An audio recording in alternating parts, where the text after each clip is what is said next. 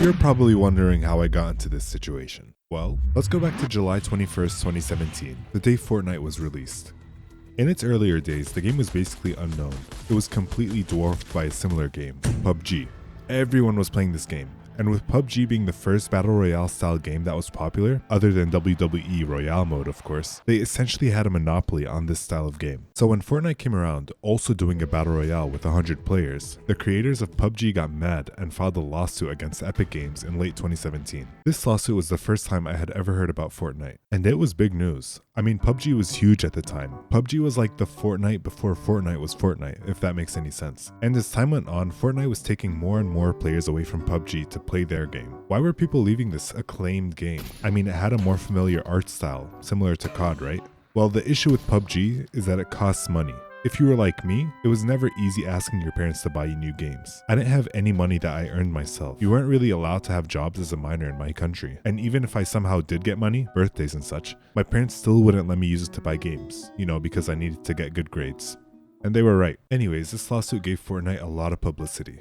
And all the broke boys, me included, who were hearing all about this new Battle Royale style game, PubG, finally had the chance to try it out for themselves. And oh my god, was it fun. I remember the first match I ever played, I landed in the most deserted area, picked up a single loot box, fell into the huge river, and just walked around for a solid 5 minutes. I got sniped immediately.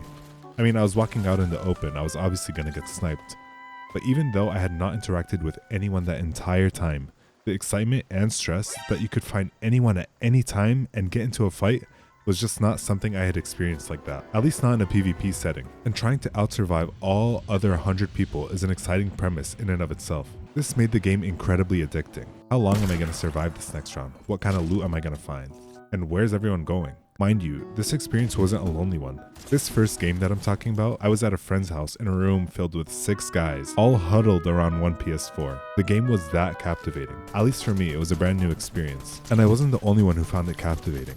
The game quickly became very popular, and not just like a COD or FIFA level of popularity, it was like mainstream. More mainstream than any other game had become at the time. Is the game being free really the only thing that made us play it? The thing that differentiated PubG from Fortnite was the fact that you could build in the world they created. Probably one of the coolest mechanics to come out of a shooting game, being building, was a big differentiating factor from other similar games. Instead of being like a COD shooter where you just need to slide to cover, like those losers in Zero Build, or just get into a random shooting fight where someone's gonna die within the next 10 seconds, you could instead put up a wall to defend yourself. Not only that, you could build a ramp upwards and get high ground on your opponent. And what if they start building a ramp towards you as well? You've got yourself a build battle. These were so much fun when you go up against someone of a similar skill level. Running around these incredibly huge structures, editing doors, building ramps over your opponents, dropping down and breaking the build that was supported by one tiny ramp. Everything about it was amazing. And yes, I'm saying this in the past tense because I genuinely can't keep up with the building techniques that the good players have these days. But this style of fighting was so unique in a shooting game. All the big streamers began using building in a way regular players were not yet doing. Double ramps and double walls, 1x1s, even things like using cones instead of stairs so that you could edit them more quickly, are so simple but were very effective early on. And so people would watch streamers play this game to learn more from them. This began with the best builder Myth and the best player at the time, Ninja. Ninja and Myth were like the flint and steel to the TNT that was Fortnite. If there was one thing that brought millions of eyes to this game, other than the lawsuit, it was these two. I think these guys were averaging like 80 to 100,000 viewers. And for those of you that don't watch Twitch, that's not like 100,000 views. It's like 100,000 people watching you play a video game for 6 hours straight, sometimes even longer, all at the same time. This was incredible. Even nowadays, after the big boom of Twitch because of the pandemic, the biggest streamers are averaging the same amount. This brought a lot of eyes to the game and helped the game evolve as people saw the potential of what you were capable of doing with the building mechanic. They got so popular that people started associating the skins within the game itself with the streamers that use them. Mainly just Myth, but still, you don't really see that in other games. This fueled the fire that was Fortnite. As people would recognize the streamer skins and call them out, people would start watching the streams. And as more people watched the streams, more people played Fortnite. Not only that, but people were making memes about these two. At this point, the low taper fade meme was massive. It was huge. Everyone was talking about it. Walking down the hallways in my school with everyone laughing together in harmony about these low taper fade memes. But really, Fortnite had made streamers who they are today. Their influence was so huge, big artists were playing Fortnite with them. On March 14th, 2018, Drake and Travis Scott hopped on stream with Ninja to play Fortnite. This was actually massive. I remember I only found out about it because people in the halls were watching the stream during school. It was big news, and Ninja had reached the peak viewership of over 600,000 people, all watching at the same time. This pushed Ninja into stardom, even landing him a $30 million deal to join a different streaming company. $30 million, bro, to stream Fortnite? That's insane. On the other side, Myth, Hamlins, and Daquan, all big streamers, joined TSM and moved in together into the TSM house. This was not as big, but had cemented the idea that Fortnite would move into a more competitive direction. Personal opinion, but these guys were so much fun to watch, with a personal favorite being Hamlins. And I'm not sure if it's just me, but this house tour was iconic. This was a dream back when I was 18. Anyways, it wasn't only Ninja that had an influence. Daquan actually created a huge ripple in the Fortnite scene before anyone really blew up. Now, before I get into this, there's always a broken mechanic in games that makes it 10 times more fun. Wind bombing is the only reason I played Breath of the Wild for 150 hours. Melee wouldn't be what it is without wave dashing and every other technique that wasn't programmed on purpose. There's also the entirety of the Skate 3 engine. But basically, these unintended features bring a new light to the game. On December 15, 2017, Daquan uploaded the double pump tutorial. If you somehow don't know what the double pump is, you find 2 pump shotguns and alternate guns in between shots. This mechanic broke Fortnite. Using 2 of the most common shotguns in the game, you could deal enough damage to wipe out anyone with max health in just a few shots. Then people started doing this with the revolver, and if you could land headshots, it was even more lethal than the double pump. What did this do to the game? It began evolving even more. With another mechanic alongside building, the way people would fight each other in close quarters changed. Instead of just sitting in 1x1s until someone stupidly makes a move, people were ram pushing each other with one-shot potential. Now every encounter became more than just the fear that someone could build better than you. It also became the fear that they could land their shotgun shots faster and better. And this makes the game way more intense. With the time to kill being shortened, every fight could end with a single mistake if the enemy had a double pump. This made people adapt to this new technique, and builders had to learn to react faster to defend themselves in close ranges. And the people who couldn't adapt? Well, they went crying to their mommies. And mommy listened. In June of 2018, the double pump was removed, killing one of the most fun fighting mechanics to grace this game. With this nerf killing some of the fun, Fortnite had something planned. In April of 2018, one of the biggest movies to grace the world came out, Avengers: Infinity War. And with all the hype overlapping with Fortnite's, they decided to collaborate. They got their first big collaboration with Marvel. Looking at Fortnite now, this may seem standard, right? They even have skins from the legendary game Lethal Company. But at the time, I think this was the first really big collaboration that a video game had had, and I can't think of any other game that did something similar at the time. Either way, it worked really well. The 2 most popular topics in early 2018 came together, and it wasn't just some Iron Man skin either. It was this new game mode where you could literally be Thanos, and at a time where Thanos was seen as the biggest threat ever. But this was something that felt really unique, and it was well integrated too. For those that didn't get to play it, there would be an infinity gauntlet that would spawn at the start of each match, and only one person could hold it at a time. When you picked it up, you would get instantly healed and transform into Thanos with this sick cutscene. You would then slam down into the battlefield and have the ability to punch, kick, and laser people to death. The thing is, once you picked it up, you became a makeshift raid boss for the lobby, and everyone would start attacking you. And when I say everyone, I mean you became the biggest target on the battlefield. But half the time it didn't matter because you were so OP. This may not sound like fun, right? Having 100 people race to become a free insta-kill boss, but the tension when fighting for it, having those huge pickaxe battles before the gauntlet even dropped, and trying your best to pick it up, the gauntlet was really exciting. And if you didn't have it, it's terrifying going up against this guy. The thing with Thanos though was that he was kind of janky. You couldn't really walk up hills super normally. When he wasn't flying in the air, his walking speed is kind of slow, so players would find ways to escape from him, creating a somewhat makeshift hide and seek game. Anyways, I'm rambling, but this was super well integrated and brought more life into the game. On top of all this, in Season 2, Fortnite had introduced the idea of the Battle Pass. I'm sure you know what a Battle Pass is now, but at the time this was the first of its kind. Yes, there are other games that did the Battle Pass first, but it was widely popularized by Fortnite. If you don't know what it is, it's basically a progression system where you could unlock a whole bunch of cosmetics through earning XP by playing the game. Everything within the Battle Pass had to be earned through playing the game, other than the very first tier, which was usually a skin of some kind. Now the last tier was something special. In Season 3, if you reached the last tier of the Battle Pass, you would unlock quote-unquote the Reaper outfit. Now this is not to get confused with the John Wick costume that was released just 1 year later, but this first John Wick skin was revered among players. Callouts like, "Oh my god, it's John Wick," were a normal thing, and with good reason too. These players had grinded to the 100th tier of the Battle Pass to get that skin, and if you played that much, you were probably good at the game. At least I'd hope so. A similar thing happened in Season 4. The Omega costume was the tier 100 skin. Now, in this season, Fortnite introduced customizable skins, and if you reached level 80 within the game, you could unlock the purple lights on the Omega skin.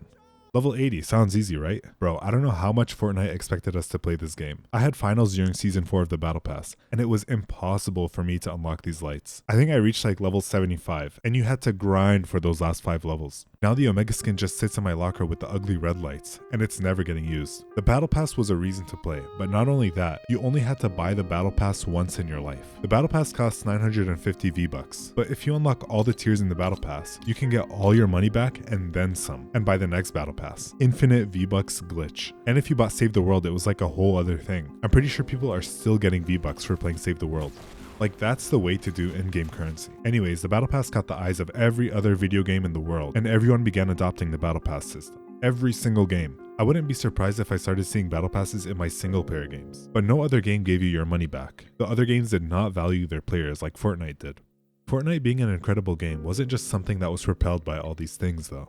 This game had somehow penetrated the mainstream so hard that it was shattering the cliques within my school. At least it kinda did that. It could have been just because I was in my senior year. And there's something so weird about senior years. I feel like every wall that's built between people kinda crumbles down. I was reuniting with older friends, getting invited to the most random lobbies with people who I had genuinely not had a conversation with in years. And this was normal and happened to a couple of my other friends. You just end up playing with whoever was online at the time. And this created and rekindled a lot of friendships. Fortnite dubs had become a status symbol, and posting your victories, without showing the number of kills of course, was seen as something cool. Not only that, but I had girls coming up to me asking me how many dubs I had in Fortnite. How many dubs I had.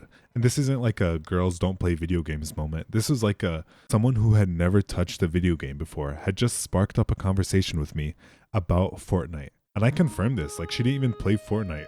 I was curious why she was asking me this. And this wasn't the end of it. During this time, I swear I had like 4 different groups of people that I would play Fortnite with. There was the house party gang who only got together on occasions. There was the for fun group who I have genuinely never gotten a dub with. Actually, we did get a win one time and it was so random. We were hiding in a bush because we sucked at the game.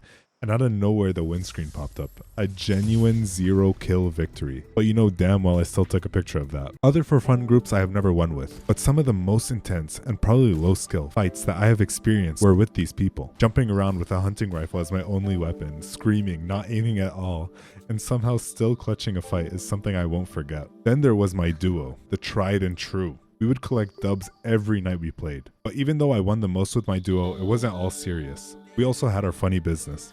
I remember we used to have several strategies. I can barely remember what these strategies were. I think half of them were just us hiding in the room below Loot Lake and shooting anyone who walked in. We also did build battles, not only the fighting kind, but we would spend an hour building a certain theme in the first iteration of the playground mode. Here's my winning entry for the elephant theme. More than that, this game was multi-generational. I was 17 when Fortnite first became super popular, and this game had also caught the attention of my younger cousins. As per my other videos, you may be able to tell that I was a Nintendo boy growing up. No one else in my extended family was into Nintendo like I was, so whenever we would get together or hang out, we would either play on the PlayStation or the Switch. I wasn't great at PS4 games, and no one else was good at the Switch games, so it was always just like a lackluster experience. Or maybe not as fun or competitive as it should have been. However, with Fortnite, after a few months, my younger cousins were way better at building than I was, and playing all together was actually a viable, fun experience. It was a uniting force for sure. When I wasn't playing with other people though, it was scary to play alone. I'm not sure if this is a universal experience, but dropping into Tilted by yourself was actually terrifying. It's just eerie, the chance of being spotted at any time and getting killed immediately. I'm not a huge fan of single player games, which is why I mostly played with friends, but I did manage to get my own solo dub once. My first win I had 4 kills, and in the last 1v1 I had the high ground. I was in my 1x1 and I was perched, waiting to spot the last guy. I hear a rocket being fired. This guy had an RPG. I looked over and the rocket had hit the wall right in front of him. He blew himself up. Look, I know I didn't get that last kill, but I still jumped out of my chair and took a picture immediately. Anyways, the game is amazing. The sound effects are nostalgic to me now. The Scar shooting sound, the old emote sound, the old lobby music, which is a banger by the way. The graphics are also just so different now. They used to be the right level of cartoony. It was perfect. So with all the experiences this game has given me, every bad build, every late night, every dub, every new friendship, the stars had aligned in 2018 and allowed the game to exist the way it did. So when I say there will never be another game like Fortnite. Okay, you should come. Oh. You should come, you should come. Wait, you got COVID. He's building. Oh. Okay, I hit him for 28. Nice. Yeah, his friend's here. 42? Okay, wait. Okay. It's so funny, dude. Oh, up the stairs. What? Okay. He's in. Dude, I have no ammo. I have no shotgun ammo. Yeah, looking. I did a double airstrike, so watch out. 16 at 38. I was rebooting 1v3. In plain sight. I mean it.